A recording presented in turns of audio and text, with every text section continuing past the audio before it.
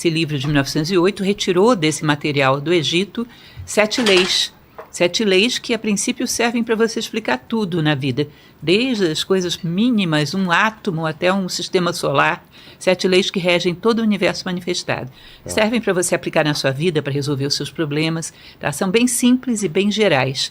Tá? E a ideia é fazer com que as pessoas levem isso em consideração na hora de viverem. Fala dessas 7 leis, então, do Kybalion. Como que a gente poderia começar isso? Para o pessoal entender. Como você prefere começar? Bom, basicamente as 7 leis, elas começam pelo mentalismo. Tá. Mentalismo é uma lei que se diz que abrange todas as outras, que ela diz que o universo é mental. Tá? O universo, tudo que existe partiu da mente para o mundo concreto, tanto da mente divina quanto da mente humana. Então, se você imagina, por exemplo, uma mesa como essa, o marceneiro tem que ter primeiro pensado nela, para depois construí-la. As coisas não saem do nada. Primeiro tem que ter sido pensada para depois existir no plano concreto. Diz que o universo manifestado também é todo assim. Ele primeiro existe na mente divina, para depois existir na manifestação. Tá? Então, quando você quer que o teu futuro seja diferente do que é agora, você quer transformar a sua vida, você precisaria pensar primeiro em mudar as suas concepções mentais, os seus pensamentos. Porque germina hoje o que você viverá amanhã. Se eu penso coisas boas, vou ter coisas boas. Se eu penso coisas ruins... como diz a tradição cristã, né? A semeadura é livre, porém a colheita é obrigatória. Exato. E a semeadura é sempre no plano mental. Esse é o princípio do mentalismo. Vai falar a respeito de como nós lidamos com as nossas ideias, com os nossos pensamentos, com responsabilidade. Segunda? A segunda é o princípio da correspondência, que diz que o que é acima há abaixo, o que é abaixo há acima. Ou seja, se você considera um sistema solar e considera um átomo, você percebe que a semelhança é muito grande, né? É do macro com o micro. O macro com o micro. Verdade. Ou seja, em várias escalas você tem coisas muito semelhantes. Dentro de nós, por exemplo, a gente tem um mundo físico. Mas isso na época eles não tinham essa noção. Como que eles já tinham esse conhecimento se não tinha microscópio, né? Não tinha como ver a vida micro, né? Pois é, eles tinham essa concepção provavelmente por uma sabedoria recebida de outras vias que não é bem a que a gente entende hoje no nosso mundo tão high-tech, né? Total. Eles tinham essa sabedoria de que o universo era todo interligado e que se repetia em padrões do macro para o micro. Então, se você pega, por exemplo, a maneira como você trata o seu corpo físico, você pode imaginar o que seria do seu corpo físico se você se alimentasse de qualquer coisa, se você não o higienizasse. Agora, imagina que você faz exatamente isso com o seu plano mental. O alimenta de qualquer coisa e não o purifica nunca, não tira todos os elementos que estão ali poluindo. E imagina como estará esse corpo. É mais ou menos similar o que você faz no sutil, o que você faz no concreto. Entendi. Ou seja, tem muita sabedoria de vida para tirar de cada uma dessas leis. Esse espelhamento de cima e embaixo, dentro, fora, pequeno, grande, é isso? Isso, exatamente. Platão falava do micro e do macrocosmo, né? Você vai ver isso na Bíblia. Deus fez o homem, a sua imagem e semelhança. Tá? Então, várias tradições falam sobre isso. Verdade. A Cabala hebraica, quando fala do nome de Deus, Yahvé, quando você coloca o nome de Deus na vertical, dá a forma do corpo humano, cabeça, tronco e membros. Tá? Então, várias tradições falam da mesma coisa. O macro e o micro tendo uma semelhança de forma, uma semelhança de organização, de linha evolutiva. Entendi. Mas o que isso a gente traz para a vida, para o dia a dia? Uma típica frase que fala sobre isso é aquela do homem, conhece-te a ti mesmo e conhecerás o universo e os deuses. Ah, entendi. Essa frase diz que se você tem um grande autoconhecimento, você pode ter uma noção de como se organiza o universo, porque segue a mesma chave organizativa. Exato. Exato, faz sentido. A terceira? A terceira é o princípio da polaridade, que diz que semelhante e dissemelhante são da mesma natureza, diferentes em graus. Se você pega, por exemplo, um termômetro, você vai ter temperaturas. Tudo é temperatura. Uma é quente, a outra é fria. Você pode esquentar o frio, esfriar o quente. Ou seja, você pode, por um ato de vontade, trocar uma polaridade pela outra. Então, por exemplo, se você pega um gradiente de sentimentos, de um lado você tem ódio, do outro lado você tem amor. Por um processo de vontade, de determinação, eu posso intercambiar um pelo outro. Eu posso transformar o amor em ódio e vice-versa.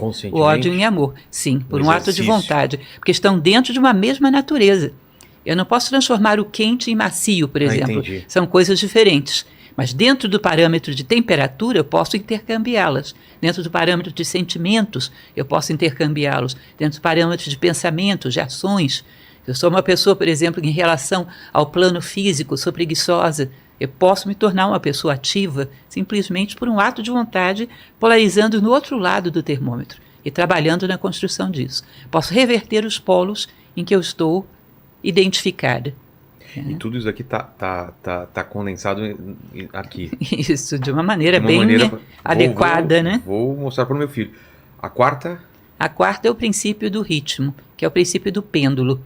Imagine que você tem aqui um pêndulo, você puxa ele para um lado, quando você solta, a tendência é ele ir para o outro lado, numa mesma distância. Imagine que você puxou ele para cá, uma distância x. Quando ele vai para o outro lado, ele vai x também. Ou seja, a oscilação para um lado e para o outro é equivalente. Isso diz que, por exemplo, se você tem um excesso de euforia, é provável que do outro dia você tenha um excesso de tristeza que seja correspondente. Os excessos são mais ou menos equilibrados. Então, se o homem não quer que o seu pêndulo no dia seguinte vá para um extremo oposto, que ele procure um meio termo mais sereno, mais equilibrado, porque os extremos se compensam. E dentro do ritmo ele vai falar também a respeito da neutralização. O que é a neutralização? Como é que você fica acima das polaridades do mundo? Eu sempre uso o exemplo das crianças brigando por um brinquedo. Tá. Uma criança brigando com a outra, puxando o ursinho. Quando é que você pode neutralizar esse conflito? Quando você não deseja mais o ursinho. Quando você superou essa necessidade de experiência, você pode ir lá e equilibrar esse conflito. Tá? Você subiu um degrau do ponto de vista de consciência. Aquele ursinho, eu não preciso daquele ursinho, então eu estou tão isento daquela lá que eu consigo definir essa situação. Eu consigo equilibrar. Se eu tivesse envolvido emocionalmente com aquele ursinho, eu não Seriam 3 brigando pelo ursinho. Exatamente. E assim vai. Digamos que esse pai brigue com outro pai. Esses 2 pais que estão brigando para saber quem é que educa as crianças, estabelece aqui um outro conflito, em outro patamar. Aí vem o avô e diz, que é isso, vocês estão brigando à toa, rapazes. Os 2 querem o bem das crianças, ou seja, um outro nível de consciência, já não precisa mais de autoafirmação como pai melhor da vizinhança. Tá? E por aí vai, esse avô pode brigar com outro avô também, e alguém que tem uma consciência um pouco mais elevada pode neutralizar esses conflitos. Ou seja, quanto mais a nossa consciência sobe, amadurece, mais você está habilitado a harmonizar os conflitos que estão abaixo de você. Entendi. Entende? Então, se a gente tem muitos conflitos no mundo e não nos sentimos habilitados a interferir de maneira positiva neles, é porque a nossa consciência não os superou. Se superasse, nós teríamos uma habilidade para conciliar os conflitos todos do mundo. Exato. Então vou relembrar até aqui os 4, né? A primeira é mentalismo. Segundo, correspondência, polaridade, ritmo. E agora? Aí vem a vibração. A vibração diz que desde a matéria mais densa até o ser mais sutil que você possa imaginar, tudo no universo vibra. Você vê, por exemplo, que a gente usa o quartzo para fazer relógios, né? Relógios de quartzo, porque o quartzo vibra. Essa vibração ajuda no funcionamento da máquina do relógio. Então, tudo no universo, desde uma pedra mais densa até os seres mais sutis, eles vibram. Tá? Se você acelera a matéria, você teria energia. Se você acelera, teria luz, e por aí vai. Eles dizem que se você acelera, você chega até o espírito. Se acelera mais, você chega até Deus. É tudo uma questão de aceleração, de vibrações cada vez mais sutis. Entendi. E aí você, para poder encontrar o seu nome interno, quem é você realmente, você teria que saber diante de que você vibra. Ou seja, diante de que atos, de que palavras, de que situações, algo dentro de você vibra. Você se sente assim, como se a tua consciência estivesse numa espécie de êxtase, estivesse no seu melhor.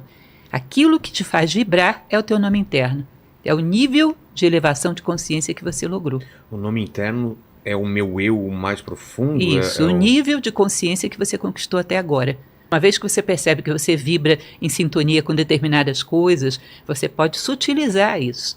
Aprender a vibrar diante de atos justos, de atos íntegros, de atos de compaixão. Você pode sutilizar a tua vibração para coisas um pouco mais humanísticas. Elevadas. E isso é o processo de crescimento humano. Né, que seria desejável. Pode também retroceder. Pode retroceder, embora... Uma coisa mais animal, ou por um trauma, ou por uma situação de sei lá, de depressão, talvez. Isso, embora a consciência ela resista um bocado a voltar atrás, né? É mesmo? A consciência resiste em abrir mão daquilo que ela já conquistou. É sempre para frente. Mas se você insistir muito, pode conseguir. Pode conseguir retroceder. Mas a ideia é que a gente fosse cada vez mais sutilizando as nossas vibrações, cada vez mais coisas humanísticas, coisas mais nobres, levadas a pensamentos, sentimentos verdadeiramente humanos. Tá? E isso seria a evolução humana, o crescimento humano. Tá? Então, tudo no universo, segundo o princípio da vibração, está vibrando em diferentes escalas. E à medida que você vai sutilizando essa vibração, vai crescendo, vai ocupando o seu lugar dentro do universo.